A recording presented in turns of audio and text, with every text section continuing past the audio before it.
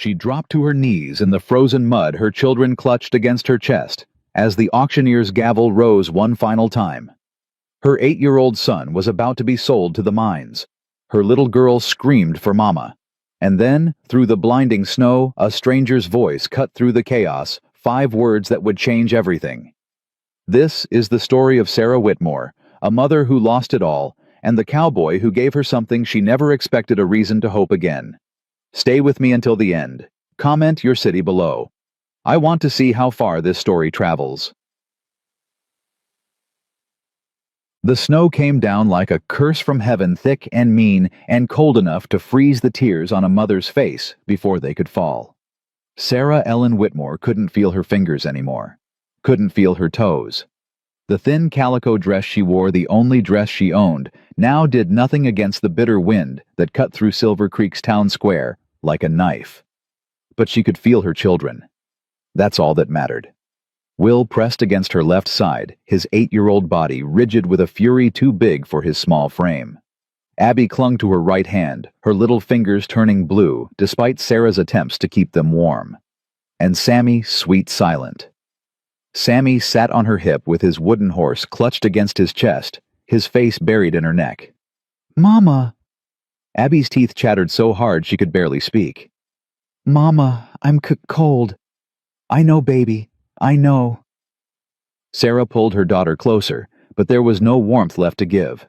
She'd given it all away months ago, piece by piece, until there was nothing left but bone and desperation, and the fierce, terrible love that kept her standing when everything else had crumbled. The auction platform was rough pine, hastily constructed, already slick with ice. Around them, the townspeople of Silver Creek had gathered, despite the storm. 50, maybe 60 people, their faces hard and curious and hungry for spectacle. Sarah recognized some of them. Mrs. Patterson, who used to buy eggs from her farm before Thomas gambled it away. The Hendersons, who'd sat 3 pews behind them in church. Old Mr. Cooper, who'd bounced Will on his knee when the boy was just a baby. None of them would meet her eyes now. "Quite a crowd for this weather," the auctioneer muttered to his assistant. "Harlan must have spread the word." Sarah's blood went cold at the name. Victor Harlan, the man who'd been circling her family like a vulture for months ever since Thomas died and left nothing behind but debts and shame. "All right, folks." The auctioneer, a florid man named Silas Cutter, with tobacco juice staining his beard, stepped forward and banged his gavel against the podium. "Let's get this done before we all freeze to death. Got ourselves a widow woman here named of Sarah Whitmore, 28 years old, good health, can cook, clean, sew, and," he consulted his papers, "can read and write. That's something special, folks." A murmur ran through the crowd. Sarah felt their eyes crawling over her, assessing her like livestock at a cattle sale. 3 children, Cutter continued. Boy of 8, girl of 5, boy of 3. We'll be selling them separate to maximize... No. The word tore from Sarah's throat before she could stop it. She stepped forward, putting herself between the auctioneer and her children. "Please, please, you can't separate us. They're just babies. They need their mother. Please, I'm begging you." "Ma'am," Cutter's voice carried a warning. "We've been through this. The law is clear. Your husband's debts." "My husband was a drunk and a gambler." Sarah's voice cracked, but she didn't care anymore. "Let them hear. Let them all hear. He lied to me. He stole from me. He died in a ditch with another woman's name on his lips and left us nothing but shame. I didn't sign those papers. I didn't make those bets. Why should my children pay for his sins?" Silence. Then from somewhere in the crowd, a woman's voice. "Shameless. Talking about her dead husband that way." "Should have kept him in line," another voice added. "A good wife would have known." Sarah wanted to scream. A good wife. She'd tried. God knows she'd tried. She'd hidden the whiskey bottles and begged Thomas to stop. She'd lied to the creditors and pawned her mother's ring and worked her fingers bloody trying to keep food on the table. And still, she'd lost everything. "Mama." Will's hand found hers, squeezing tight. His voice was low, steady, far too grown up for a boy his age. "Don't let them see you break. That's what they want." Sarah looked down at her son, at his father's green eyes staring up at her with a determination that made her heart crack. When had he become this? When had her little boy learned to be so hard? "I won't break," she whispered. "Not while I'm breathing." Touching. A new voice, smooth and cold as river ice. Truly touching. The crowd parted, and Victor Harlan stepped through. He was tall and well-fed, his expensive coat brushed clean despite the falling snow, gold watch chain glinting at his vest, kid leather gloves on his hands. Everything about him screamed wealth and power and a casual cruelty that made Sarah's skin crawl. "Mr. Harlan." Cutter's entire demeanor changed, becoming almost fawning. "Sir, I didn't expect you to come out in this weather." "And miss this." Harlan smiled, but his eyes stayed cold. "I wouldn't dream of it." He climbed onto the platform, and Sarah instinctively stepped back, pulling her children with her. Harlan's gaze swept over them, slowly lingering on Will in a way that made Sarah want to claw his eyes out. "The boy," Harlan said. "He looks strong for his age. How old?" "8, sir." "8." Harlan nodded thoughtfully. "Perfect. I need boys for the lower shafts. The ones that are too small for grown men. He'll do nicely."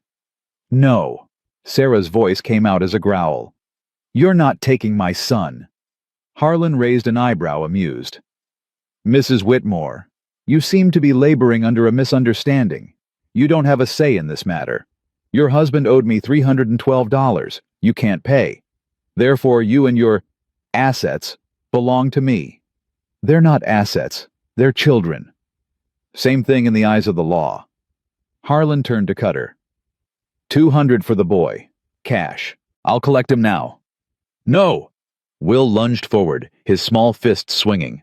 "I won't go! You can't make me! I'll fight you! I'll—" Harlan caught his wrist with casual ease and twisted.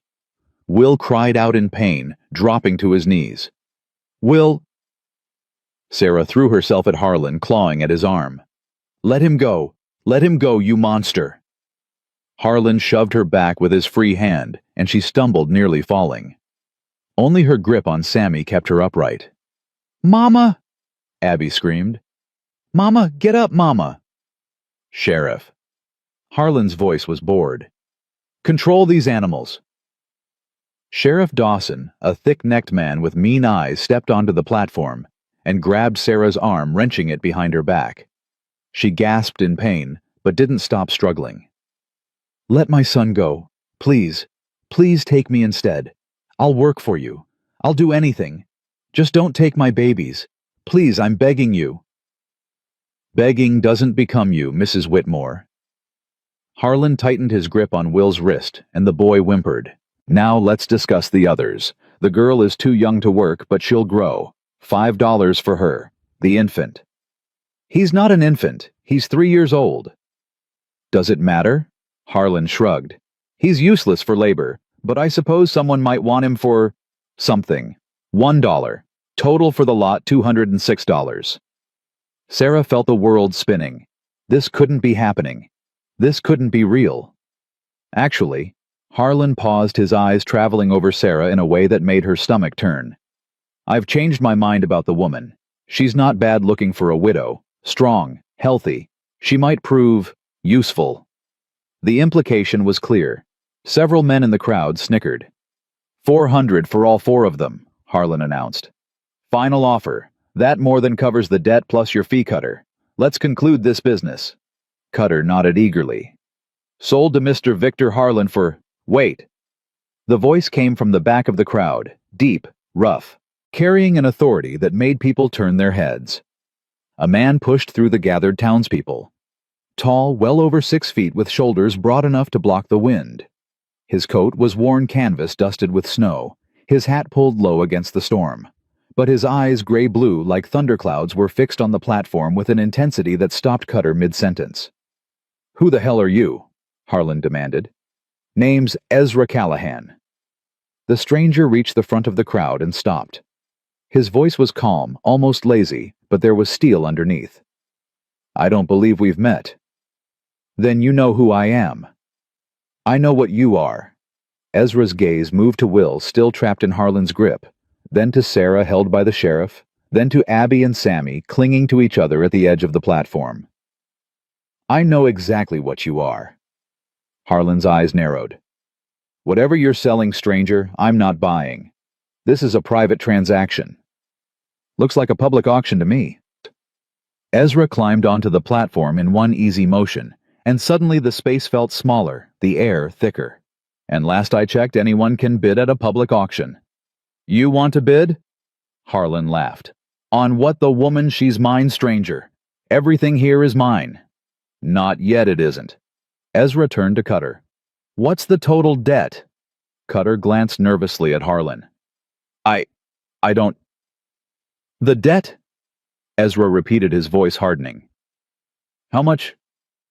$412, Cutter stammered. "Plus my fee. Call it $450. And Harlan bid $400. "Yes, but..." Ezra reached into his coat and pulled out a leather pouch. He upended it onto the podium, and gold coins spilled across the wood with a sound like bells ringing. $600, he said. "For the woman and all 3 children. They stay together." The crowd gasped. Harlan's face went purple with rage. "You can't do this. You don't know who you're dealing with." "I'm dealing with a man who buys children for his mines and treats women like property." Ezra's voice was quiet, but it carried. "I know exactly who I'm dealing with." "Sheriff?" Dawson took a step toward Ezra, then stopped. Something in the stranger's eyes, something cold and certain and utterly unafraid, made him reconsider. "Let go of the boy," Ezra said to Harlan. "It wasn't a request." "Or what?" Ezra's hand moved to his belt, resting on the worn grip of his pistol. He didn't draw it. He didn't need to. "Let go of the boy." For a long moment, no one moved. Snow fell silently around them, coating shoulders and hats, and the platform's rough boards. The only sound was the wind howling through the square like a lost soul. Then Harlan released Will's wrist. The boy stumbled back, rubbing his arm, his eyes never leaving the stranger's face. "This isn't over," Harlan hissed. "You've made a powerful enemy today, Callahan." "I've had enemies before." Ezra's voice didn't waver. "Still here. You'll regret this." "Maybe, but not today." He turned to Cutter. "You got my money. Give me the papers and let's be done with this." Cutter's hands shook as he shuffled through his documents. Sarah watched in disbelief as signatures were applied, seals pressed, official papers transferred from one man to another. The sheriff released her arm and she stumbled forward, gathering her children close. Will, Abby, Sammy, all of them. Still together, still hers. "Ma'am?" She looked up to find Ezra standing before her, his hat in his hands. Up close, she could see the weariness in his face, the old pain in his eyes. A scar cut through his left eyebrow, another along his jaw. These were the marks of a man who'd survived things. Terrible things. "I got a wagon outside," he said quietly. "It's warm and dry and there's food. Let me take you somewhere safe." "Why?" The words scraped out of Sarah's throat. "Why would you do this? You don't know us. We're nothing to you." Ezra was silent for a long moment. When he spoke, his voice was rough. "My mama was sold on a platform just like this one. I was 8 years old, same as your boy. They dragged her away from me screaming, and I never saw her again." Sarah felt tears freeze on her cheeks. "So when I see a family about to be torn apart," Ezra continued, "I do something about it. Because nobody did anything for me." He put his hat back on, pulling it low. "Now come on, before we all freeze to death." He led them through the crowd, which parted silently before him. Sarah clutched Sammy tight against her chest, her other hand gripping Abby's frozen fingers. Will walked beside her, his eyes darting between Ezra's back and the crowd watching for threats. The wagon waited at the edge of the square, sturdy canvas covered with 2 strong horses stamping impatiently in the snow. Ezra helped them inside, his hands surprisingly gentle as he lifted the children onto the blanket-covered bed. "There's a brazier," he said, pointing to a small iron box. "I'll light it once we're moving. Should warm up quick." Sarah settled onto the blankets, pulling all three children into her lap.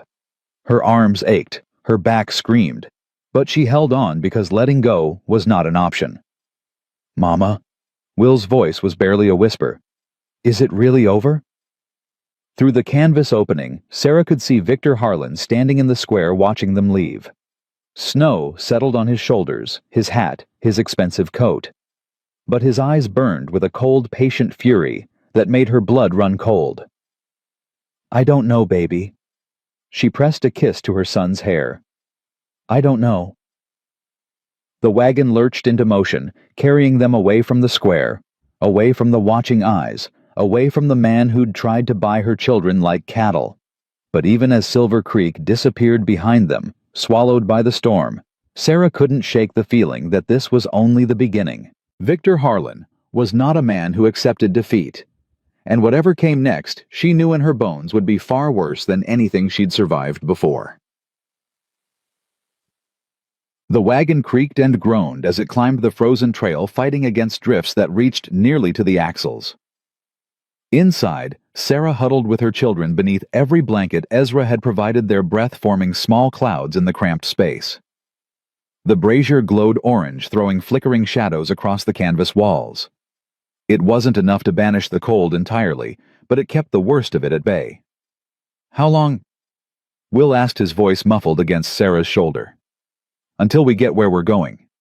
"About 3 hours," Sarah said. "If the storm doesn't get worse." 3 hours. Will was quiet for a moment. "That's a long time." "We can handle it." "I know." But his voice wavered just slightly, and Sarah pulled him closer. Abby had fallen asleep against her other side, her small body finally relaxing after hours of tension. Sammy was awake, though his dark eyes, Thomas's eyes, God help her, fixed on the canvas flap that separated them from the driver's seat. "Mama." His voice was barely a whisper. "Who's that man?" "His name is Ezra." Sarah smoothed Sammy's hair back from his forehead. "He's going to help us." "Is he a good man?" Sarah hesitated. How could she answer that? She'd thought Thomas was a good man once before the drinking and the gambling and the lies. She'd trusted him, and look where that had gotten them. "I think so," she said finally. "I hope so." "Hope isn't enough." Will's voice was hard. "Papa said he'd take care of us too. Papa said lots of things." "I know, baby. I hate him." The words came out fierce, trembling. "I hate him for dying. I hate him for leaving us. I hate him for—" Will's voice broke. "For making you cry all the time. For making everything bad." Sarah felt tears prick her eyes. "Will, it's true. Don't tell me it isn't true." Will pulled back to look at her, his green eyes. Thomas's eyes. Why did they all have Thomas's eyes burning with a fury that made her heart ache? "He ruined everything, Mama. Everything. And now we've got to trust some stranger because there's nobody else. Because Papa didn't leave us anybody else." "I know." Sarah cupped her son's face in her hands. "I know, baby. I'm angry too. I'm so angry sometimes I can't breathe. But we're still here. We're still together. And that's worth something, isn't it?" Will's lower lip trembled. For just a moment, he looked like the little boy he was supposed to be, instead of the tiny man he'd been forced to become. "I wanted him to be different," Will whispered. "I prayed every night for him to stop drinking, to stop gambling, to just be our Papa again. But he never did." "I know, baby. I prayed too. God didn't listen." "Maybe he did." Sarah pulled Will close, tucking his head under her chin. "Maybe this is his answer. Maybe Ezra is supposed to help us. Or maybe he's just another man who'll hurt us. Maybe." Sarah couldn't lie to her son. Not anymore. But right now, he's all we've got. So we'll be careful, and we'll watch, and we'll protect each other. That's what we do, right? That's what we do. Will's voice was muffled against her dress. "You and me and Abby and Sammy, nobody else. Nobody else." The wagon lurched over a hidden rut, and Abby stirred, her eyes fluttering open.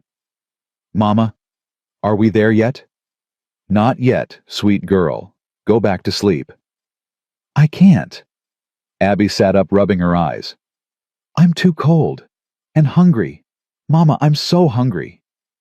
Sarah's stomach clenched. They hadn't eaten since yesterday morning, a thin gruel that the boarding house owner had grudgingly provided before throwing them out, before the sheriff came to collect them for the auction. "I know, baby. I know. When we get to Mr. Callahan's ranch, we'll eat. I promise. Real food like bread and butter." "I hope so." "And meat." Abby's eyes went wide. "Real meat, Mama." "We'll see." The canvas flap rustled, and suddenly Ezra's face appeared in the opening. Snow clung to his eyebrows, his beard the brim of his hat. His cheeks were raw from the wind. "We're about an hour out," he said, his voice raised to be heard over the storm. "The trail's getting worse, but the horses know the way. We'll make it." "Thank you," Sarah said. It seemed inadequate, but what else was there? Ezra nodded, then his eyes fell on the children huddled together in their thin clothes, shivering despite the blankets. Something flickered across his face. Pain maybe, or memory. "There's food in that pack," he said, gesturing to a leather satchel near the front of the wagon. "Jerky and hardtack and some dried apples. It's not much, but it'll fill your bellies until we get home." Abby gasped. Food. Real food. Real food. Was that the ghost of a smile on Ezra's weathered face? "Help yourselves." He disappeared back through the flap, and Sarah heard him clicking to the horses, urging them on through the drifts. She reached for the pack with trembling hands. The jerky was tough and salty, the hardtack hard enough to crack a tooth, the dried apples chewy and sweet. But to Sarah and her children, starving and frozen and terrified, it was the finest meal they'd ever tasted. "Mama." Will spoke with his mouth full, forgetting his manners for once. "This is good." "Don't talk with your mouth full." "Sorry." He swallowed, then grinned, actually grinned for the first time in months. "But it's really good." "It is." Sarah felt something loosen in her chest. Not hope exactly, but something close. "It really is." They ate in silence after that, passing the food between them, making sure everyone got their share. Even Sammy, who usually had to be coaxed to eat anything, gnawed happily on a strip of jerky, his wooden horse temporarily forgotten. By the time they finished, the wagon was slowing down. Sarah pushed aside the canvas flap and peered out into the storm, and caught her breath. Through the swirling snow, she could make out the shape of buildings, a large house 2 stories with light glowing in the windows. A barn, massive and solid. Several smaller structures scattered around the yard. And beyond them, fading into white, the ghostly shapes of fences stretching toward the horizon. "Is that it?" Will had crawled up beside her, his eyes wide. "Is that where we're going to live?" "I think so." "It's big." "Yes. Bigger than our old house." Sarah didn't answer. Their old house, the one Thomas had gambled away, had been modest but cozy, filled with the warmth of better days. This place was different. Larger. Colder somehow, despite the lights in the windows. But it was shelter. It was safety. It was a chance to start over. And right now, that was enough. The wagon rolled to a stop in front of the main house, and Ezra appeared at the back, lowering the tailgate. Snow swirled around him, coating his shoulders, his hat, his beard. "Welcome to Callahan Ranch," he said. His voice was gruff, almost awkward. "It ain't much to look at right now, but it's warm and dry. Let's get you inside." He helped Sarah down first, then reached for the children. Will hesitated, that wary look back in his eyes, but he allowed Ezra to lift him from the wagon. Abby went eagerly, too cold and tired to be suspicious. And Sammy sweet silent. Sammy reached for Ezra with both arms, his wooden horse dangling from one small fist. Ezra froze. For just a moment, something cracked in his careful expression. Pain. Longing. An old grief so raw it made Sarah's heart ache. Then he took Sammy in his arms, settling the boy against his hip with a practiced ease that surprised her, and headed for the house. "Come on," he called over his shoulder, "before the storm gets worse." Sarah gathered Will and Abby and followed him through the snow toward the light, toward whatever came next. The door opened before they reached it, and an older man appeared, gray-haired, weathered with kind eyes and a worried frown. Ezra. Thank God. I was about to send the boys out looking for... He stopped, his eyes widening as he took in Sarah and the children. Well now, what's all this? Long story, Dutch. Ezra stepped inside, still carrying Sammy. Get some coffee on, and see if there's any of that stew left from supper. Stew? Dutch's eyebrows rose. Ezra, what happened in town? I thought you were just getting supplies. Plans changed. Ezra set Sammy down gently, then turned to Sarah. Mrs. Whitmore, this is Dutch Brennan. He's my foreman, been with the ranch since my father's time. Dutch, this is Sarah Whitmore and her children. They're going to be staying with us for a while. Staying? Dutch looked between Ezra and Sarah, clearly trying to piece together the story. Then he seemed to decide it could wait. Well, come in, come in. Let's get you warmed up. Those little ones look frozen half to death. He ushered them toward the fireplace, where a massive blaze crackled and roared. Sarah felt the heat wash over her like a benediction, warming her frozen skin, her aching bones, her exhausted soul. Sit, sit. Dutch pulled chairs close to the fire. I'll get that coffee, and the stew. Ezra, you want to explain what's going on? Later. Ezra was already heading for the door. I need to see to the horses. In this storm. They got us here safe. Least I can do is make sure they're fed and warm. He paused at the door, looking back at Sarah. Dutch will take care of you. Get some food in you. Rest. We'll talk in the morning. Then he was gone, the door closing behind him with a bang. Dutch shook his head, a fond exasperation in his eyes. That man always was better with horses than people. He turned to Sarah with a kind smile. Now then, Mrs. Whitmore, let's get you and those babies settled. You look like you've been through hell and back. I have, Sarah said quietly. We all have. Well, you're safe now. Dutch patted her shoulder with a gentleness that made her eyes sting. Whatever happened out there, whatever brought you here, you're safe now. Ezra's a good man, the best man I know. He'll see you right. Sarah wanted to believe him. God, how she wanted to believe him. But as she sat by the fire, watching her children eat their first real meal in days, she couldn't shake the image of Victor Harlan standing in the snow, watching them leave. And the look in his eyes that promised this wasn't over. Not even close. The fire crackled and popped, sending shadows dancing across the walls as Sarah finished the last of her stew. The bowl had been filled twice, Dutch insisted, and now her stomach was fuller than it had been in weeks. Months, maybe. The children had fallen asleep in a pile near the hearth, tangled together like puppies seeking warmth. Will's arm was thrown protectively across Abby, and Sammy lay curled between them, his wooden horse still clutched in his fist. Sarah couldn't stop staring at them. They were safe, fed, warm. For the first time since Thomas died, they were actually safe. More coffee. She looked up to find Dutch standing beside her, pot in hand. His weathered face was kind, patient. He hadn't pushed for explanations, hadn't demanded answers. Just kept the fire stoked and the food coming. Thank you. Sarah held out her cup. For everything. You've been so kind and you don't even know us. Don't need to know you to see you needed help.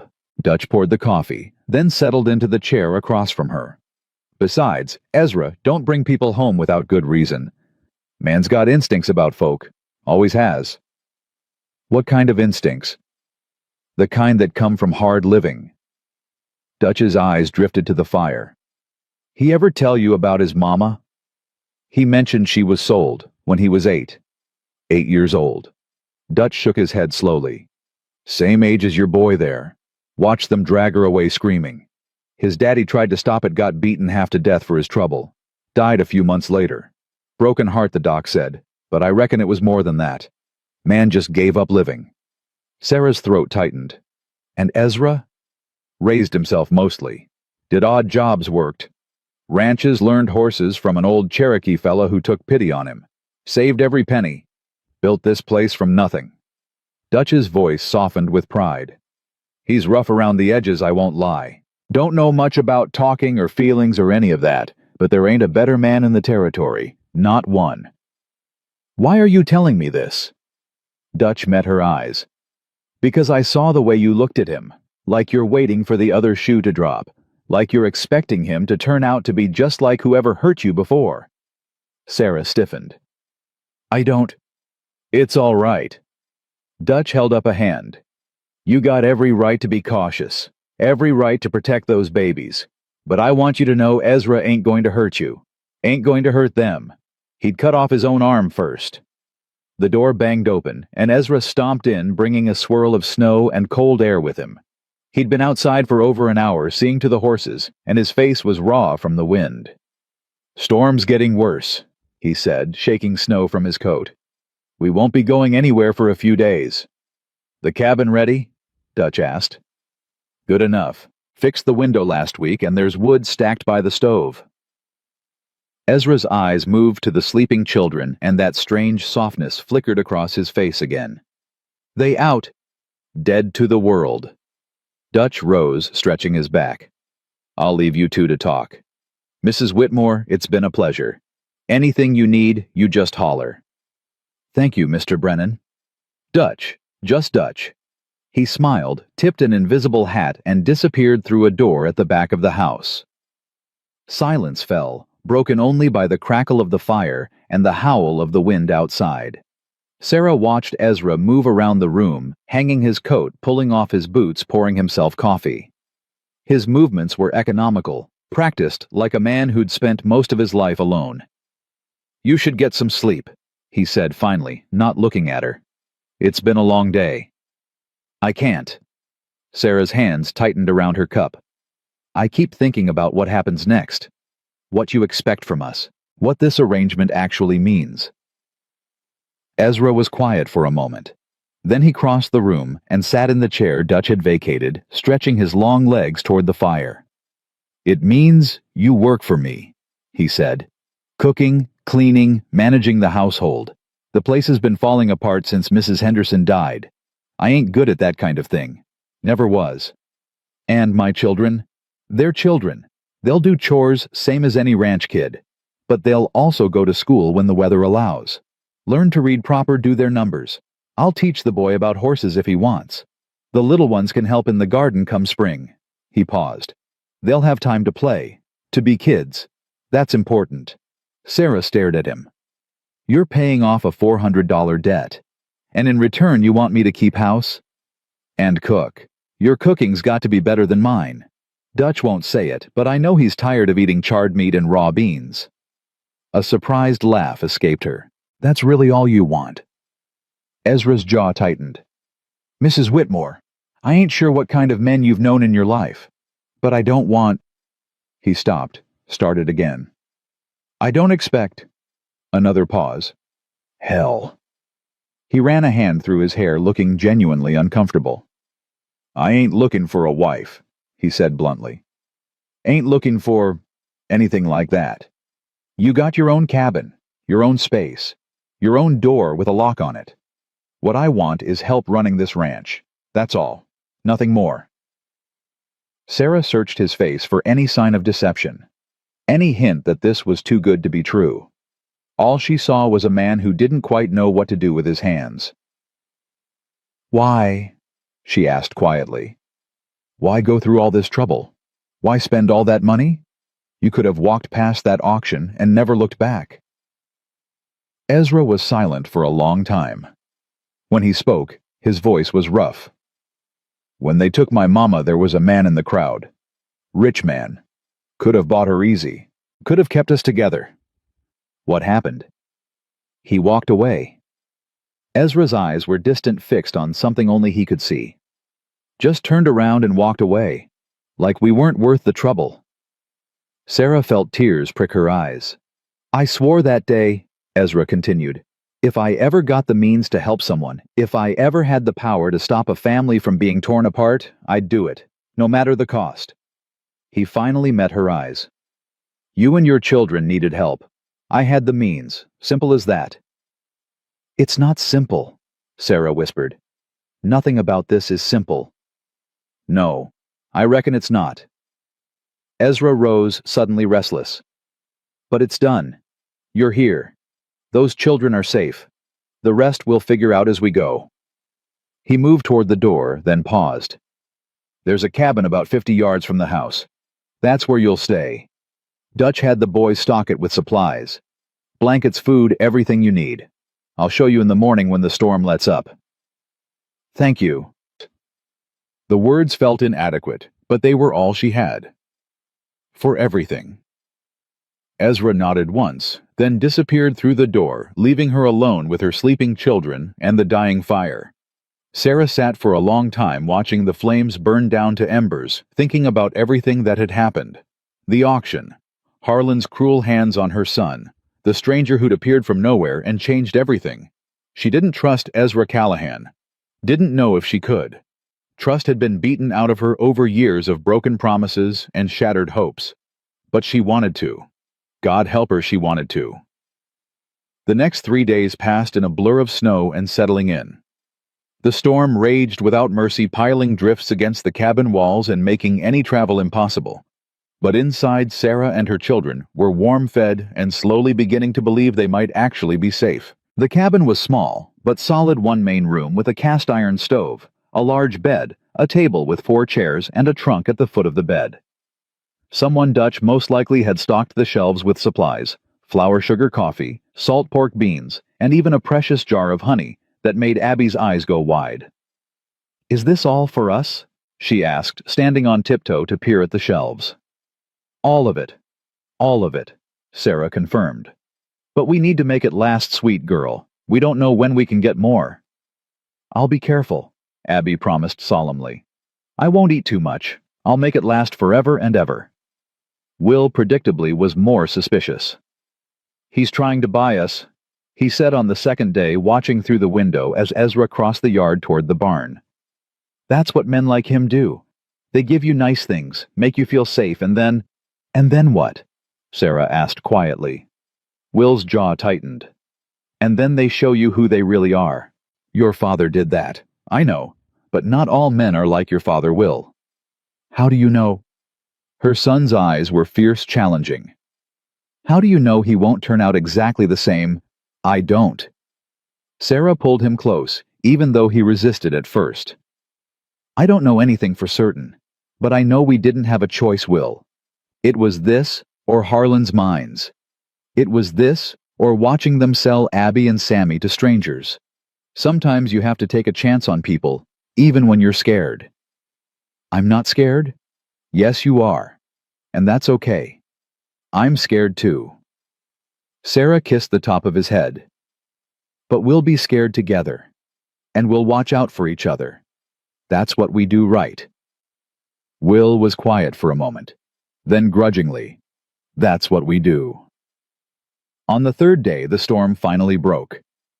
Sarah woke to silence, real silence without the constant howl of wind and pale morning light streaming through the frost-covered window. She dressed quickly and stepped outside, catching her breath at the transformation.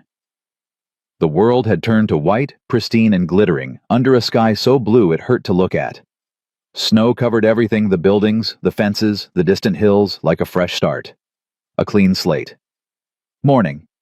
She turned to find Ezra approaching from the barn, his boots crunching through the snow. He looked different in the daylight, less intimidating, more human. Tired, she realized. Like a man who hadn't slept well in a long time. Morning, she replied. The storm's passed. For now. Another one's coming in a few days, according to Dutch. We've got a small window to get supplies and check the stock. He stopped a few feet away, hands shoved in his pockets. How are you settling in? Well enough. The children are still asleep. Good. Kids need sleep. He shifted his weight, clearly uncomfortable with small talk. I wanted to show you the main house today. Where things are. What needs doing. If you're up for it. I am. They walked together across the yard, their breath fogging in the cold air. Sarah found herself studying Ezra's profile, the strong jaw, the old scars, the way he carried himself like a man expecting trouble. Can I ask you something? She said. You can ask, might not answer. Victor Harlan. You didn't seem surprised by him, like you'd seen his type before. Ezra's expression hardened. There's a Victor Harlan in every town. Men who think money gives them the right to own people, to use them up and throw them away. He was quiet for a moment. The man who bought my mama was like that. Used her until she wasn't useful anymore, then sold her again. I was 15 before I finally tracked her down. Sarah's heart clenched. Did you find her? I found her grave. Ezra's voice was flat, emotionless.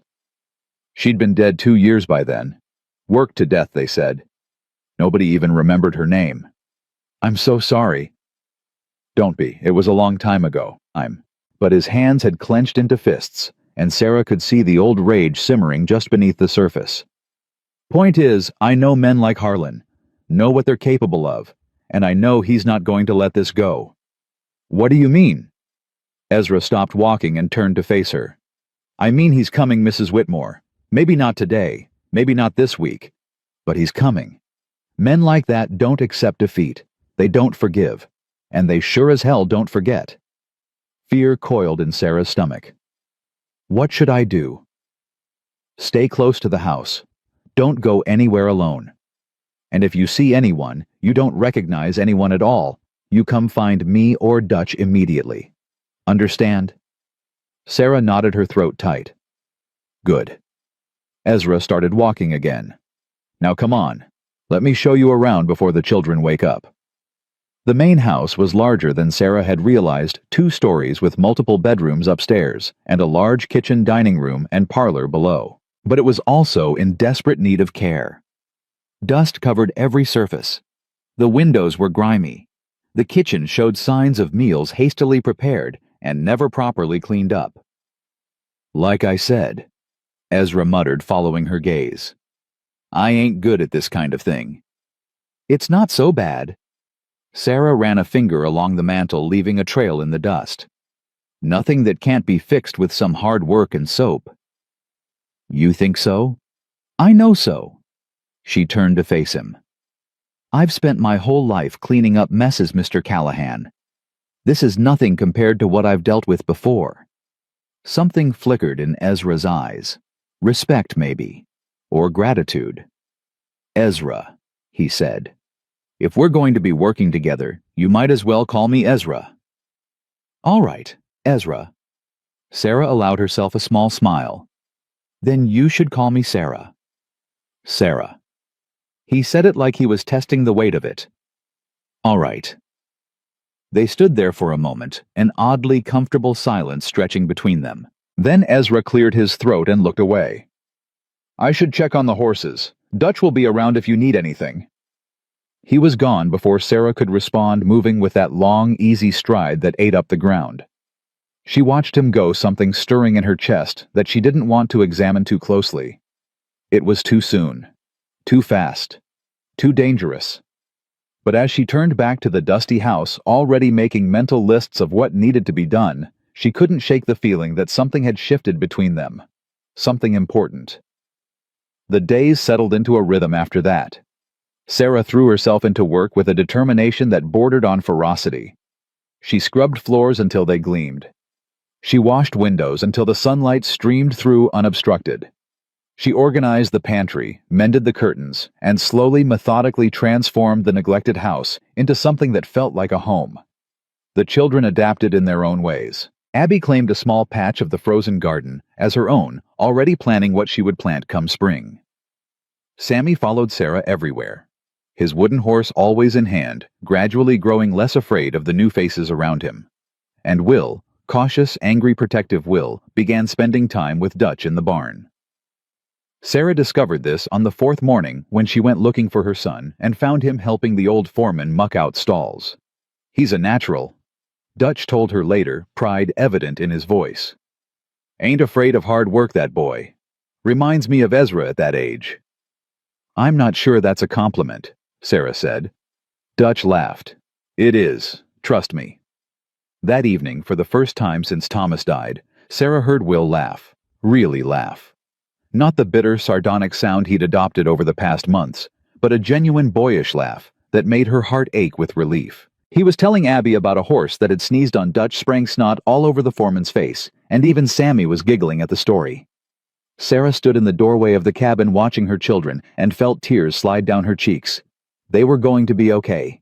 Somehow, impossibly, they were going to be okay. A knock at the cabin door made her jump. She wiped her eyes quickly and opened it to find Ezra standing on the porch, hat in hand. "Evening," he said. "Hope I'm not interrupting." "Not at all. Is something wrong?" "No, I just—" He hesitated, looking uncomfortable. "I wanted to check on you. See how you're settling in." "We're settling in well. Better than well, actually." Sarah stepped aside. "Would you like to come in?" Ezra hesitated, then shook his head. "Wouldn't be proper. But I—" He reached into his coat and pulled out a small package wrapped in brown paper. "This is for the little girl, Abby. I noticed she's been wearing the same dress every day, and I figured, well, Dutch's sister sent some things a while back, clothes for a daughter she never had, and I thought—" He thrust the package toward Sarah, looking like he wanted the ground to swallow him. Sarah took it stunned. "Ezra, that's incredibly kind." "It's nothing, just some old clothes. They were just sitting in a trunk gathering dust." He jammed his hat back on his head. "Anyway, good night." He was gone before she could thank him properly, striding away through the snow like something was chasing him. Sarah stood in the doorway for a long moment, watching him disappear into the darkness. Then she looked down at the package in her hands and felt something shift in her chest. Something warm, something dangerous, something that felt, despite everything she'd been through, terribly like hope. Inside the cabin, Abby squealed with delight at the dresses, 3 of them in different colors, all warm wool and perfect for a Colorado winter. Will watched his sister spin around the small room modeling each one, and for once he didn't say anything suspicious or cynical. "He's not so bad," Will said quietly, standing beside Sarah at the window.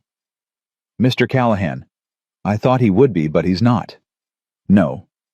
Sarah agreed, her eyes still fixed on the darkness where Ezra had disappeared. "He's not so bad at all." But even as she said it, she couldn't shake the feeling that trouble was coming. That this peace, this safety, this fragile hope they were building was about to be tested. And somewhere out there beyond the snow-covered hills and the silent prairie, Victor Harlan was waiting. 2 weeks passed, and the rhythm of ranch life settled into Sarah's bones like something she'd always known. She woke before dawn, started the fire, prepared breakfast. The children had their chores. Will in the barn, with Dutch Abby tending to the chickens, Sammy trailing behind his mother like a small shadow. By evening, they gathered in the main house for supper, and Sarah found herself looking forward to those meals more than she wanted to admit. Ezra was there every night, sitting at the head of the table, eating her cooking with an appreciation that made her face warm. He didn't talk much that wasn't his way, but he listened. To Abby's chatter about her chickens, to Will's questions about horses, even to Sammy's babbling, which had increased dramatically since they'd arrived. "The boy's coming out of his shell," Dutch observed one evening, watching Sammy show Ezra his wooden horse for the 100th time. "Barely said 2 words when you got here. Now he won't shut up." "He feels safe," Sarah said quietly. "Children know when they're safe." Dutch glanced at her. "And you? You feeling safe yet?" Sarah didn't answer. She wasn't sure she knew how. The second storm came 3 days later, just as Dutch had predicted. It howled across the prairie like a living thing, piling snow against the buildings, and making the world disappear into white nothing. But this time, Sarah wasn't afraid. She had food, warmth, shelter. She had her children around her. She had Ezra.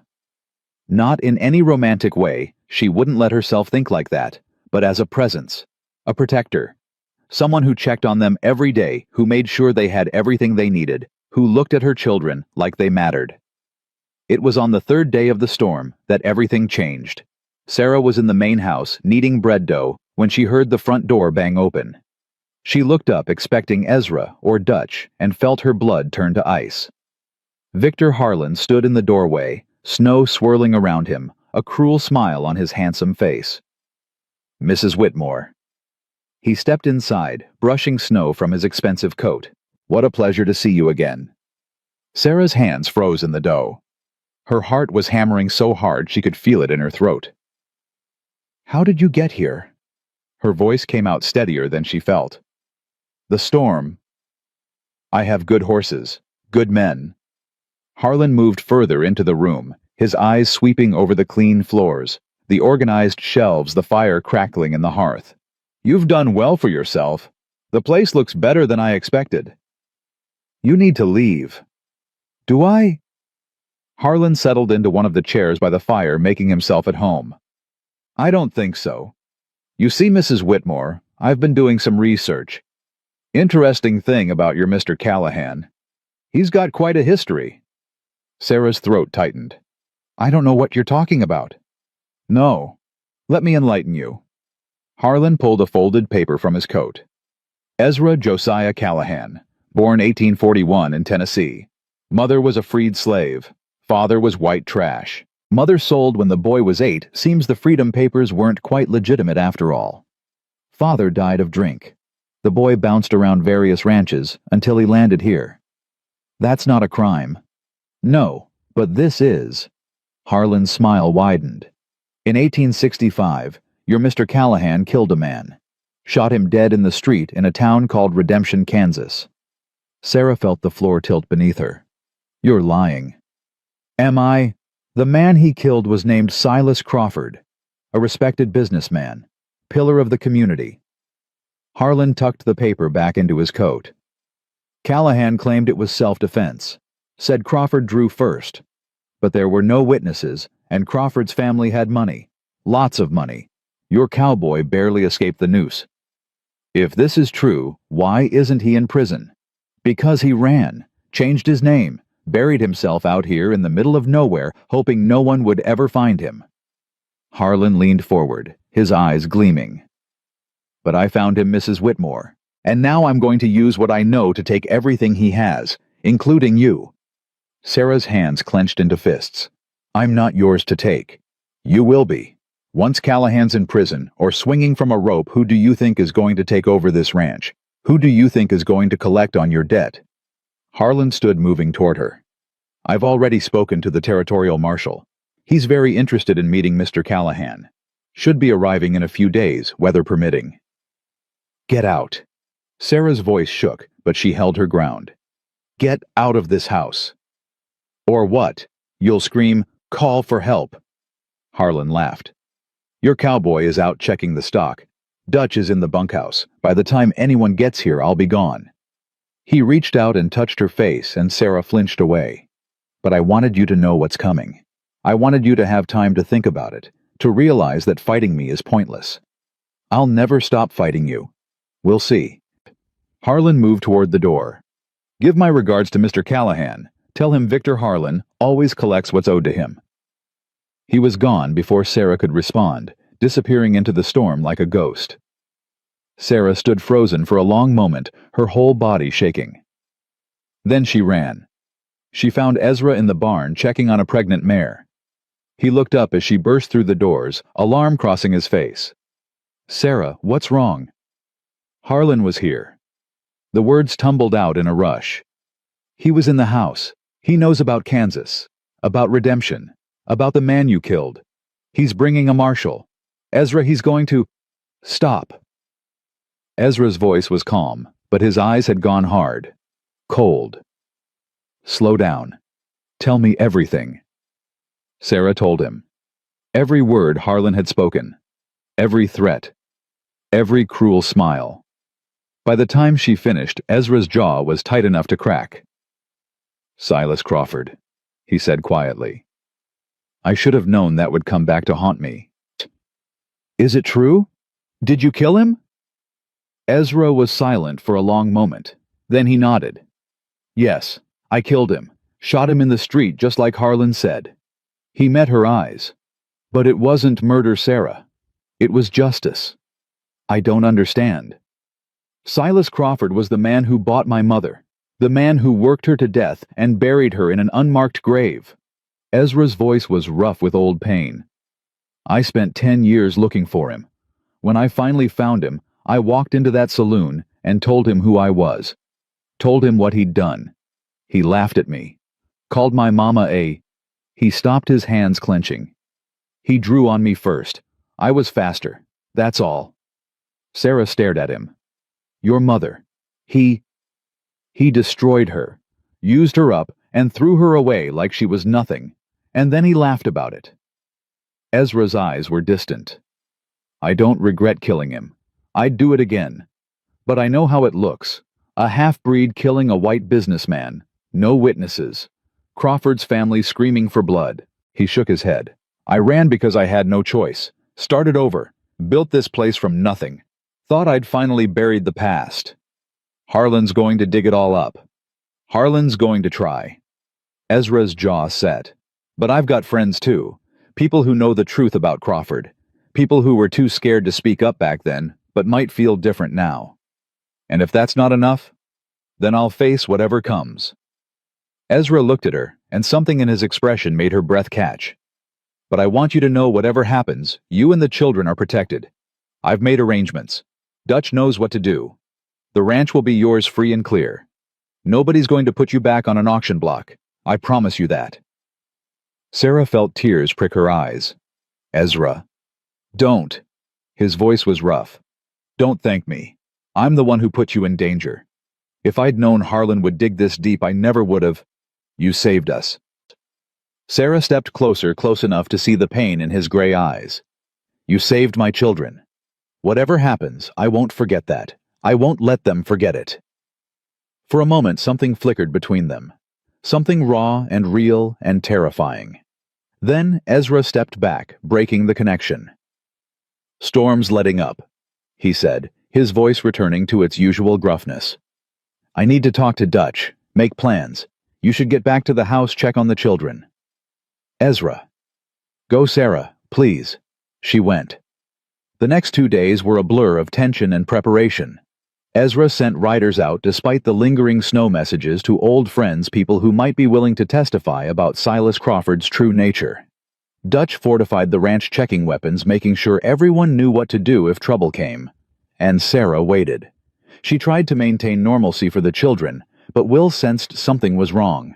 He watched her with those 2 old eyes, asking questions she couldn't answer. Is Mr. Callahan in trouble? I don't know, baby. Maybe. Because of us. Because he saved us. No. Sarah pulled her son close.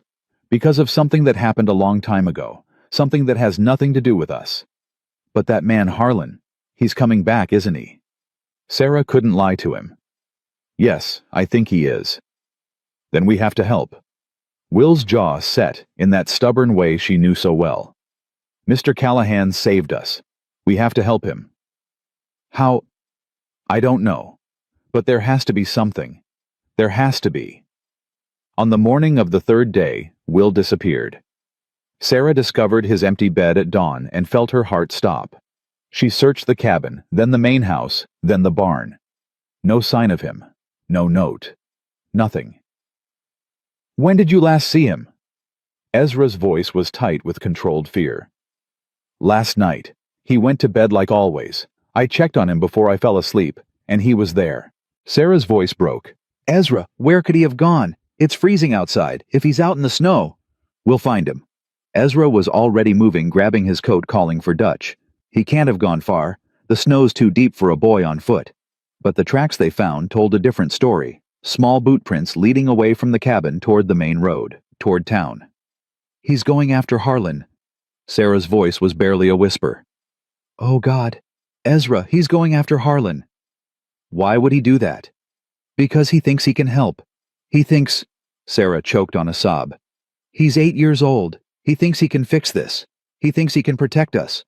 Ezra's face went pale. I'm going after him. I'm coming with you. No, you need to stay with Abby and Sammy. They need their mother. Ezra grabbed her shoulders, forcing her to look at him. Sarah, listen to me.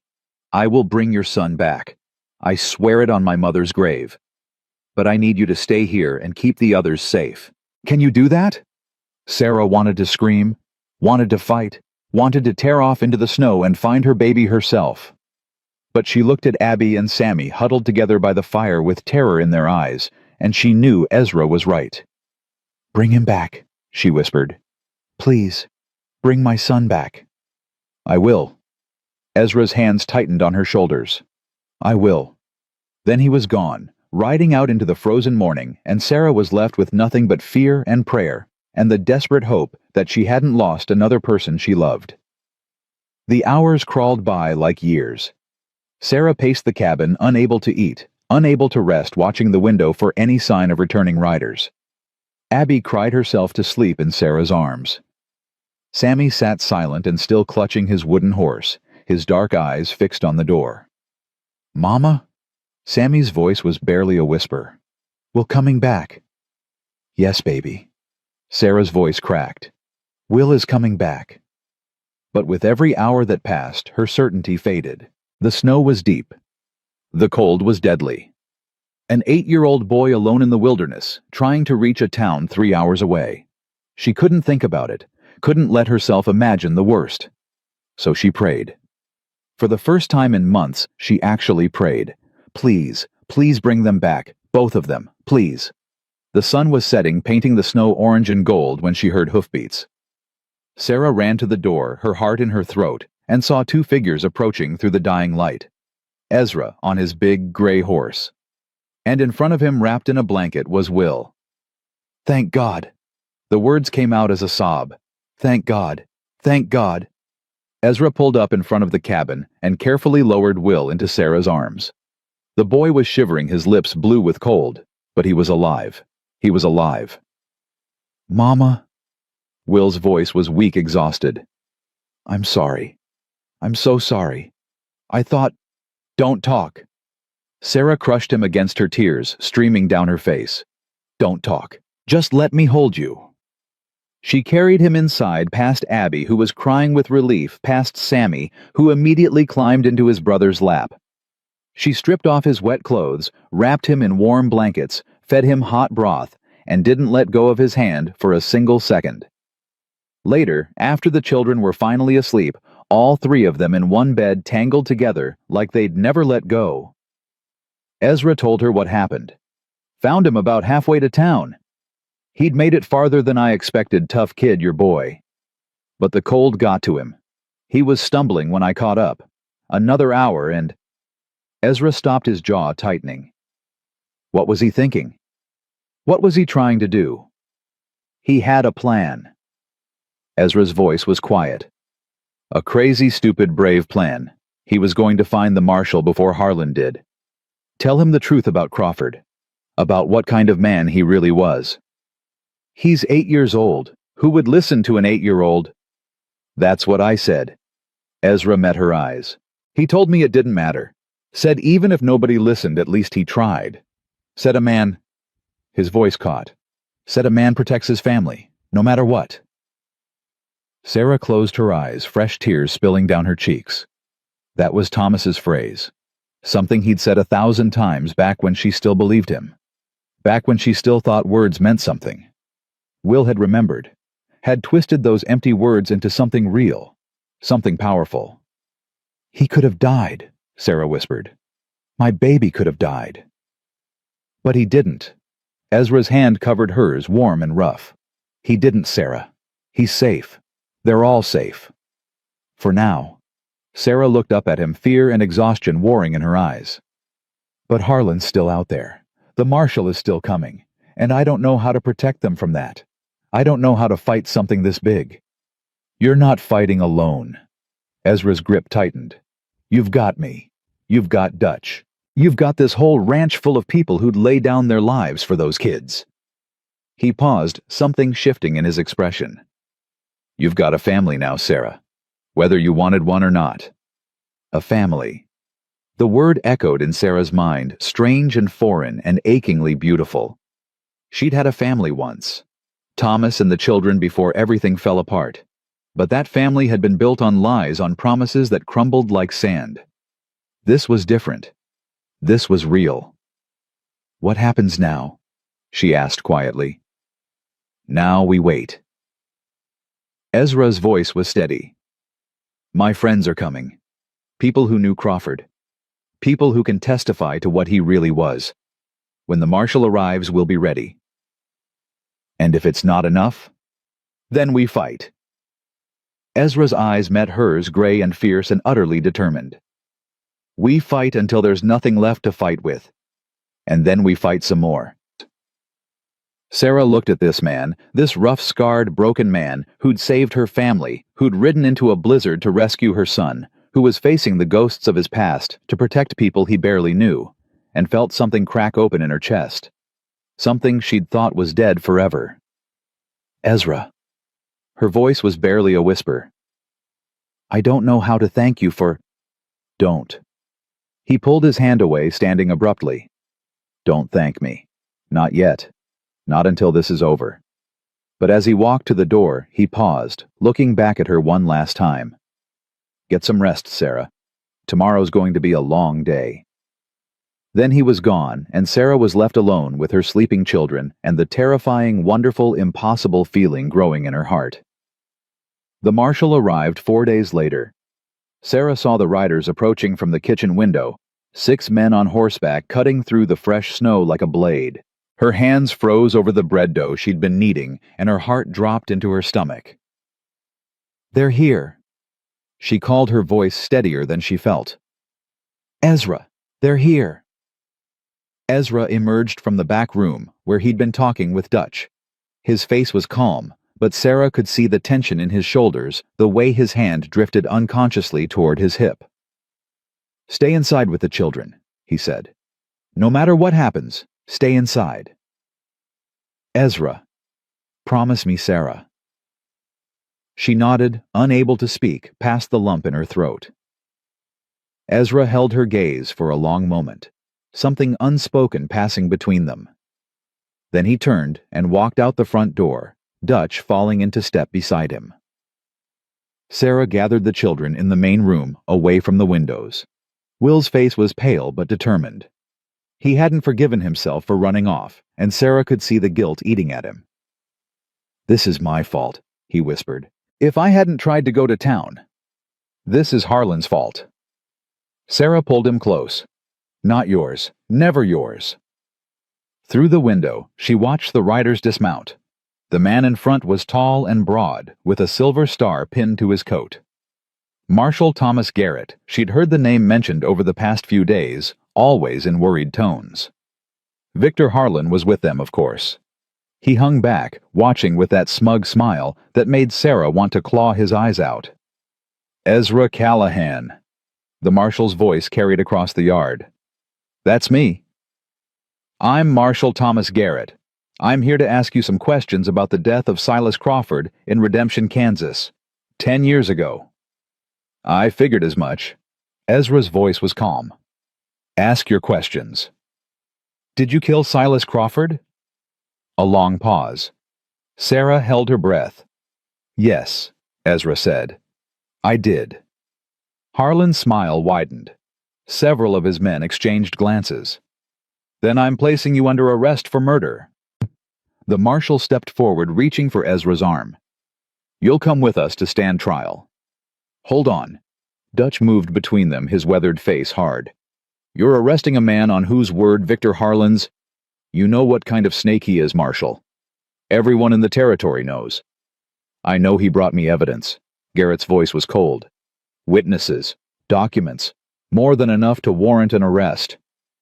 "Bought witnesses, you mean? Forged documents." Dutch spat in the snow. "Crawford was a monster. Ask anyone who really knew him. Ask the women he used up and threw away. Ask the families he destroyed." "I'm not here to retry a dead man's character." Garrett reached for Ezra again. "I'm here to bring in his killer." "Then bring me in." Ezra's voice was quiet but firm. "But know this, Marshal, I shot Silas Crawford in self-defense. He drew on me first.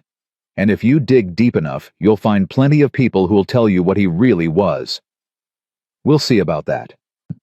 The marshal's men moved forward, and Sarah felt her heart crack. This was it. They were taking him away, taking the man who'd saved her family, who'd given them everything, who'd become what? What had he become? She didn't have time to answer that question before a new voice cut through the tension. "Wait!" Everyone turned.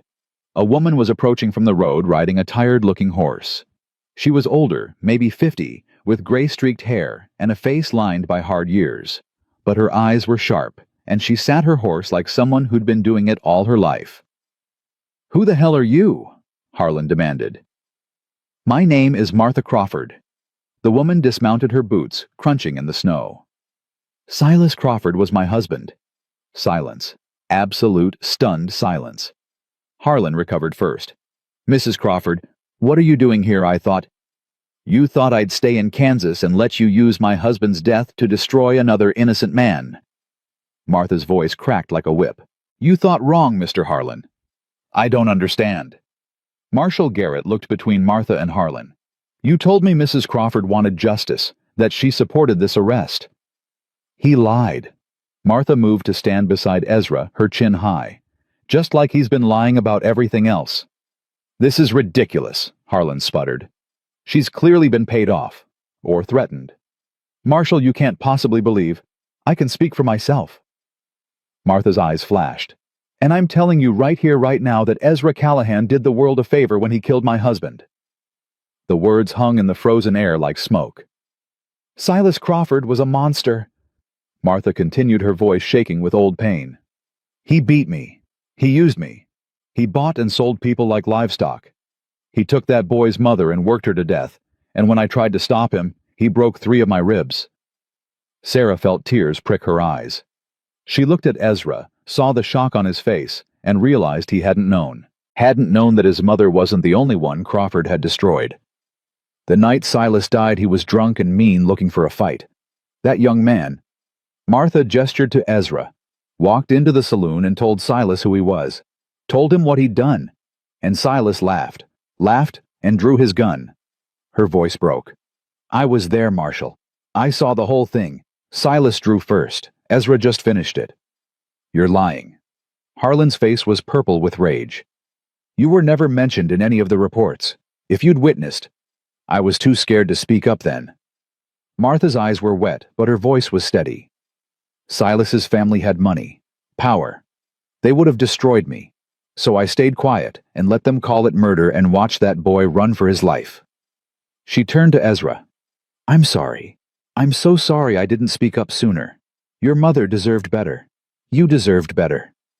Ezra's throat worked. "You knew my mother." "I knew her." Martha's voice softened. "She was kind to me when no one else was. She used to sing while she worked old songs, beautiful songs. I've never forgotten them." A tear slid down her weathered cheek. "I've never forgotten her."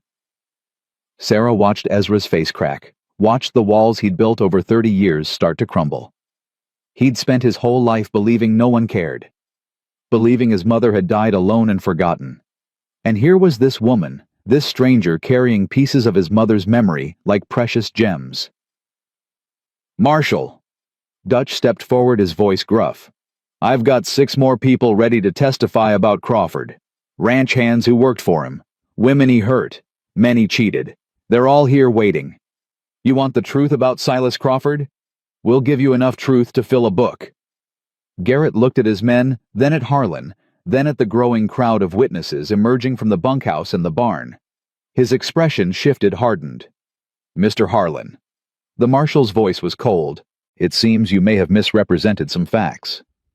"This is absurd.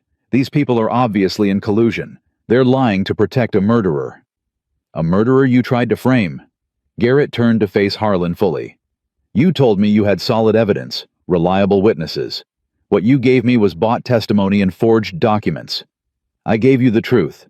You gave me what you wanted me to believe." Garrett pulled the papers from his coat, the same papers Harlan had waved so triumphantly just days ago, and tore them in half. "I don't take kindly to being manipulated, Mr. Harlan, and I take even less kindly to men who use the law as a weapon against innocent people." Harlan's face went from purple to white. "You can't do this. I'll have your badge. I have connections in Denver." "Your connections don't impress me." Garrett gestured to his men. "Take Mr. Harlan into custody. We'll be having a long conversation about filing false reports and wasting territorial resources." "What?" Harlan stumbled backward. "You can't arrest me. I'm Victor Harlan. I own half this territory." "You don't own the law." Garrett's voice was ice. "Take him." 2 of the marshal's men moved forward, and Harlan's composure finally shattered. He lunged for his horse, scrambling for escape, but Dutch was faster. The old foreman caught him by the collar and yanked him back, sending him sprawling in the snow. "Going somewhere." Dutch's voice was mild, but his eyes were hard. "You'll regret this." Harlan was screaming now, all pretense of sophistication gone. "All of you, I'll destroy you. I'll burn this ranch to the ground. "You'll shut your mouth and come quietly," Garrett interrupted, "or I'll add resisting arrest to your charges. Your choice." Harlan went quiet, but his eyes fixed on Ezra, on Sarah, on the children watching from the window, burned with a hatred that made Sarah's blood run cold. This isn't over. Those eyes promised. This will never be over. Then the marshal's men hauled him to his feet, bound his hands, and led him away. Sarah stood at the window, watching until the riders disappeared over the hill. She didn't realize she was crying until Abby tugged at her sleeve. "Mama, why are you crying? The bad man is gone." "I know, sweet girl." Sarah wiped her eyes. "These are happy tears." "Happy tears are silly." "Maybe, but sometimes they're all we have." The door opened, and Ezra stepped inside. He looked shaken, years of buried pain written across his face. But when his eyes found Sarah, something else flickered there. Something warm, something hopeful. "It's over," he said quietly. "Harlan's going to prison. The charges against me are dropped. It's finally over." "Is it?" Sarah moved toward him, stopping just a few feet away. "Or is this just the beginning?" Ezra's breath caught. "Sarah, you saved my family." Her voice trembled, but she pressed on. "You saved my son when he ran off into the snow. You stood up to Harlan when everyone else was too scared. You've given us a home, a future, everything we thought we'd lost." "I didn't do it for thanks." "I know. That's what makes it matter." Sarah reached up and touched his face gently, tentatively, feeling the rough stubble beneath her fingers. "I was so scared to trust anyone again. After Thomas, after everything he put us through, I thought I'd never be able to open my heart. But you." "I'm not a good man, Sarah." Ezra's voice was rough. "I've done things. Killed a man. Lived with rage and bitterness for half my life. You deserve better than— Don't tell me what I deserve." Sarah's voice sharpened. "I've spent my whole life being told what I deserve. By my father. By Thomas. By every man who thought he knew what was best for me. I'm done with that." Ezra stared at her, speechless.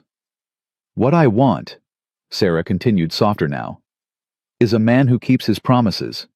A man who protects children instead of hurting them. A man who rides into blizzards to save people he barely knows." She stepped closer. "I want you, Ezra Callahan, if you'll have me." For a long moment, Ezra didn't move. Didn't breathe. His eyes searched her face, like he was looking for the trick, the trap, the moment when everything would fall apart. Then he pulled her into his arms and kissed her. It wasn't gentle. It wasn't polite.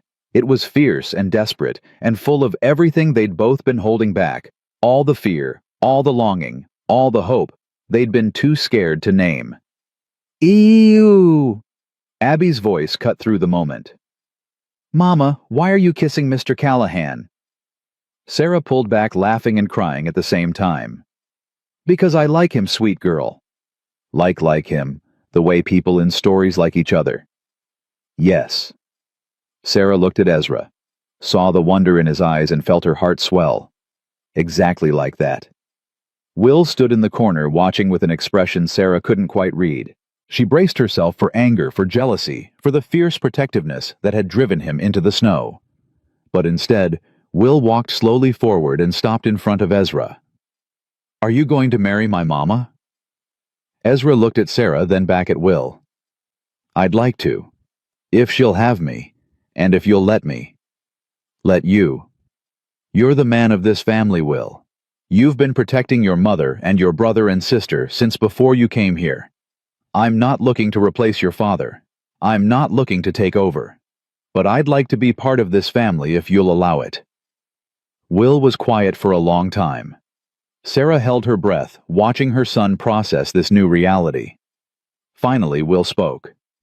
"My papa made a lot of promises. He broke all of them." "I know. If you hurt my mama, I'll kill you." Will, Sarah gasped, but Ezra just nodded, his expression serious. Fair enough. If I hurt your mama, I'll deserve it. Will studied him for another moment. Then slowly, he held out his hand. Okay, he said. You can marry her. Ezra shook the offered hand solemnly, man to man. Thank you, Will. I won't let you down. That night, after the children were asleep, and the ranch had settled into quiet, Sarah and Ezra sat together on the porch, wrapped in blankets, watching the stars wheel overhead. I never thought I'd have this, Ezra said quietly. A family. A home that felt like home. People who actually wanted me around. I never thought I'd trust again. Sarah leaned into his warmth.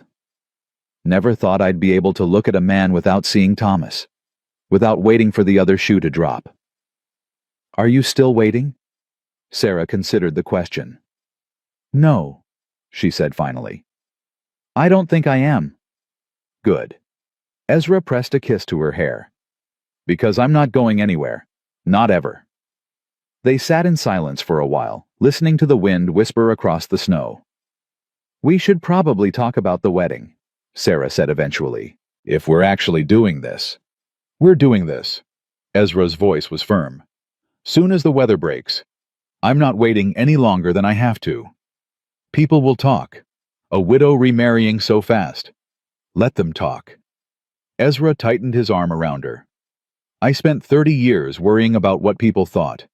Hiding who I was. Running from my past. I'm done with that. You're the best thing that ever happened to me, Sarah Whitmore. I'm not going to pretend otherwise just to keep tongues from wagging. Sarah felt tears prick her eyes again. Happy tears, Abby would say, and turned to face him. I love you, she said. I didn't think I'd ever say that to anyone again. But I love you, Ezra Callahan. I love you too. His voice was rough with emotion. You and those children. You're my family now. My whole world. He kissed her again, soft and sweet this time, and Sarah felt the last of her walls crumble away. She didn't know what the future held. Didn't know if Harlan would find a way to cause more trouble, or if the ghosts of the past would rise again. But she knew one thing for certain. She wasn't alone anymore, and whatever came next, they would face it together. The wedding came 3 weeks later, on a morning so bright and clear, it seemed like the whole world had been scrubbed clean just for them. Sarah stood in the cabin staring at her reflection in the small mirror Dutch had brought over from the main house. The dress was simple blue cotton, nothing fancy, but it was new. The first new dress she'd owned in years. Ezra had ridden to town himself to buy it, coming back with fabric and thread, and a fierce determination that she would have something beautiful for their wedding day. Mama, Abby tugged at her sleeve. You look like a princess. Do I? Sarah smiled, though her hands were shaking. I feel more like a nervous wreck. What's a nervous wreck? Someone who's very happy and very scared at the same time. Abby considered this. That's silly. If you're happy, why would you be scared? Sarah knelt down to look her daughter in the eyes. Because sometimes the good things feel even more fragile than the bad things. When you've lost a lot, you start to worry that you'll lose more. But Mr. Callahan won't leave us. Abby's voice was certain. He promised. And he keeps his promises. That's what Will says. Sarah felt tears prick her eyes. Will said that. He says Mr. Callahan is different from Papa. He says Mr. Callahan means what he says. Abby tilted her head. Is that true, Mama? Yes, baby. Sarah pulled her daughter close. That's true. A knock at the door made them both jump. Sarah opened it to find Dutch standing on the porch, his weathered face split in a grin. They're ready for you, he said. Ezra's about to wear a hole in the ground from all his pacing. He's nervous. Nervous, don't cover it. Man's been checking his watch every 30 seconds for the past hour. Think he's scared you might change your mind. Sarah laughed, a real laugh that bubbled up from somewhere deep inside. Tell him I'm coming, and tell him to stop pacing. The ceremony took place in front of the main house under an arbor that the ranch hands had built from pine branches and winter berries. The whole ranch had gathered Dutch the hands, even Martha Crawford, who had decided to stay on for a while, helping where she could. And there, standing at the center of it all, was Ezra. He'd cleaned up for the occasion, shaved, combed his hair, put on a suit that looked like it hadn't been worn in a decade. But it was his eyes that made Sarah's breath catch. Those gray-blue eyes that had seen so much pain, so much loss, were shining now with something she'd never seen in them before. Hope. Pure, uncomplicated hope. Will walked Sarah down the makeshift aisle, his small hand steady in hers. Abby followed behind, scattering dried flower petals she'd been saving since the fall. And Sammy, sweet, silent. Sammy rode on Dutch's shoulders, clutching his wooden horse, and watching everything with wide, wondering eyes. The pastor from town spoke the words, ancient words about love and commitment and building a life together. Sarah barely heard them. She was too busy looking at Ezra, too busy trying to memorize every line of his face, every expression that flickered across his features. "Do you, Ezra Josiah Callahan, take this woman to be your lawfully wedded wife?" "I do." No hesitation, no doubt. Just two words spoken with the weight of a vow. "And do you, Sarah Ellen Whitmore, take this man to be your lawfully wedded husband?" Sarah thought about everything that had brought her to this moment. The auction block, the terror, the stranger who'd appeared from nowhere and changed everything. The man who'd saved her children, who'd fought for them, who'd opened his heart to a broken family and made them whole. "I do," she said. "I absolutely do." "Then by the power vested in me by the territory of Colorado, I now pronounce you husband and wife." The pastor smiled. "You may kiss your bride." Ezra pulled her close and kissed her soft and sweet and full of promise. Around them, the ranch hands whooped and cheered. Dutch wiped his eyes with his sleeve and pretended it was just the cold. And somewhere in the chaos, Sarah heard Abby's voice, clear as a bell. "Does this mean Mr. Callahan is our papa now?" Sarah pulled back from the kiss, looking down at her daughter. "What do you think, sweet girl?" Abby considered the question with the seriousness only a 5-year-old could muster. Then she turned to Ezra, who had gone very still. "Can I call you Papa?" she asked. "Not to replace my old papa, but to have a new one. Mama says families can grow. She says we can have new people without losing the old ones." Ezra knelt down in the snow, bringing himself to Abby's eye level. His voice was rough when he spoke. "I'd be honored, Abby. More honored than you know." Abby threw her arms around his neck, and Sarah saw Ezra's eyes close, saw the tears he was trying to hide. This man, this rough, scarred, broken man, had spent 30 years believing he didn't deserve a family. And now, here he was, with a little girl's arms around his neck, and a love so big it seemed to fill the whole sky. "Will..." Ezra looked at the older boy who was hanging back watching. "I know you said I could marry your mama. But I want you to know, I'm not looking to replace your father. Whatever you want to call me, whatever role you want me to have, that's your choice. I'll never push." Will was quiet for a long moment. Then he walked forward, his face unreadable. "My papa was a drunk and a liar," Will said, his voice steady. "He made promises he couldn't keep. He hurt my mama. He hurt all of us." He paused, his jaw tightening. "You're not like him. You're nothing like him." "I'm trying not to be." "I know." Will took a breath. "I can't call you Papa, not yet. Maybe not ever. But..." He hesitated. "Maybe I could call you something else. Something that's just ours." Ezra nodded slowly. "What did you have in mind?" "Ezra." Will said the name like he was testing it. "Just Ezra, like we're..." He stopped, struggling for words. "Like we're partners." Will's face lit up. "Yeah, like partners." Ezra held out his hand, and Will shook it man to man. "Partners it is." Sammy, who had been watching this exchange with great interest, suddenly squirmed out of Dutch's arms and toddled over to Ezra. He held up his wooden horse, the same horse he'd clutched through the auction, through the journey, through every terrifying moment of the past months. "Papa," he said, clearly placing the horse in Ezra's hands. "For you." The word hit like a thunderbolt. Ezra stared at the wooden horse, then at the small boy who'd given it to him. His hands were shaking. "Sammy." Sarah's voice was gentle. "That's your special horse. You don't have to. For Papa. Sammy's voice was firm. He keep us safe. He get a horse too. Ezra gathered the boy into his arms, and Sarah saw something break in him, something hard and old and bitter, crumbling away to reveal the man underneath. The man who'd been waiting his whole life for a family. The man who'd finally found one. Thank you, Ezra whispered into Sammy's hair. Thank you, son.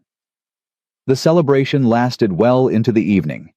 There was food, more food than Sarah had seen in months, and music from a fiddle one of the ranch hands had produced, and dancing in the packed snow under a sky full of stars. Sarah danced with Ezra, then with Dutch, then with Will, who complained the whole time, but couldn't hide his smile. She watched Abby twirl in circles with Martha Crawford, watched Sammy clap his hands to the music from his perch on a hay bale, watched her family laughing and alive and whole. It was more than she'd ever dared to dream. Later, after the children were asleep in their cabin and the ranch hands had stumbled off to the bunkhouse, Sarah and Ezra stood together on the porch of the main house, looking out at the snow-covered world. Mrs. Callahan. Ezra's voice was soft. I like the sound of that. So do I. Sarah leaned into his warmth. Although I'm still getting used to it. You've got the rest of your life to get used to it. The rest of her life. The words echoed in Sarah's mind, filling her with a warmth that had nothing to do with the fire inside. 3 months ago, she'd been standing on an auction block, certain she was about to lose everything. Her children, her freedom, her hope. Now she was standing on a porch with her husband's arm around her, watching the stars wheel overhead, and the future stretched out before her like a gift she'd never expected to receive. Ezra. Thank you. He pulled back to look at her. For what? For seeing us. That day at the auction. Everyone else looked at us like we were property, like we were problems to be solved or opportunities to be exploited. But you... Her voice caught. You saw a family. You saw people who deserved to stay together. I saw a mother who would fight to the death for her children. Ezra's voice was rough. I saw a woman who'd been through hell and was still standing. That's what I saw, Sarah. That's what made me step forward. And now. He smiled and it transformed his whole face. Now I see my wife, my family, my home. He pressed a kiss to her forehead. Now I see everything I ever wanted and never thought I'd have. Sarah felt tears slide down her cheeks, happy tears, always happy tears now, and pulled him into a kiss that said everything words couldn't. The months that followed were the happiest of Sarah's life. Spring came slowly to Colorado, melting the snow and turning the world green and gold. Abby's garden flourished under her devoted care, producing vegetables and flowers in abundance. Will grew taller and stronger, learning everything Dutch and Ezra could teach him about horses and ranching. And Sammy, no longer silent, chattered endlessly about everything and nothing, his wooden horse still clutched in his hand. Sarah transformed the main house into a home, a real home filled with warmth and laughter and the smell of fresh bread. She learned the rhythms of ranch life, the early mornings and long days, and bone-deep satisfaction of honest work. And every night, she fell asleep in Ezra's arms, safe and loved and whole. Victor Harlan went to prison for filing false reports and attempting to manipulate the law. His mines were shut down, his workers freed, his empire crumbling. Sarah heard the news and felt nothing but relief. That chapter was closed. Forever. Martha Crawford stayed on at the ranch, helping where she could, finding peace in the simple routine of daily life. She and Sarah became friends, bonded by shared pain and shared hope. And on quiet evenings, Martha would tell stories about Ezra's mother, the songs she used to sing, the kindness she'd shown, the strength she'd carried, even in the darkest times. Ezra listened to these stories with tears in his eyes, finally learning about the mother he'd lost so long ago, finally finding the closure he'd spent 30 years seeking. She'd be proud of you, Martha told him one night. If she could see what you've built here, the family you've made, she'd be so proud. I hope so, Ezra said quietly. I hope she knows I never forgot her. She knows. Martha squeezed his hand. Wherever she is, she knows. Summer came and went. Fall painted the mountains in red and gold. And before Sarah knew it, a full year had passed since that terrible day on the auction block. She stood at the window of the main house, watching her children play in the yard. Will was teaching Abby to rope badly, judging by the tangle of rope at her feet, while Sammy chased chickens in gleeful circles. Laughter echoed across the yard, bright and free and full of life. Arms wrapped around her from behind, and she leaned back into Ezra's solid warmth. "What are you thinking about?" he murmured against her hair.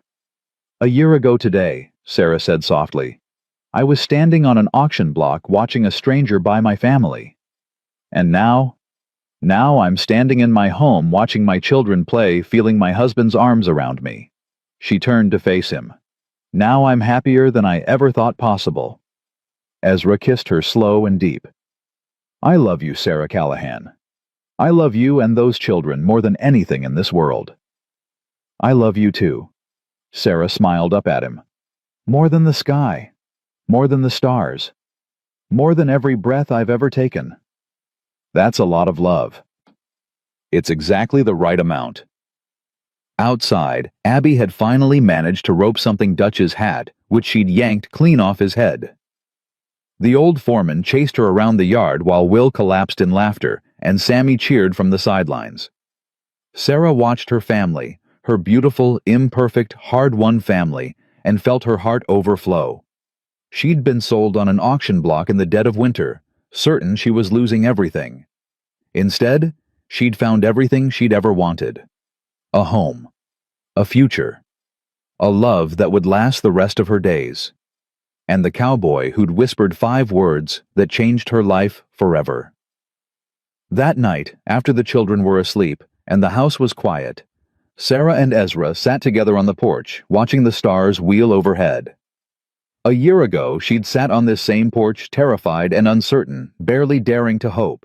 Now she sat with her husband's hand in hers, her heart full to bursting, and knew with absolute certainty that she was exactly where she was meant to be. "Ezra." "Yes." "Tell me about our future." He was quiet for a moment, thinking.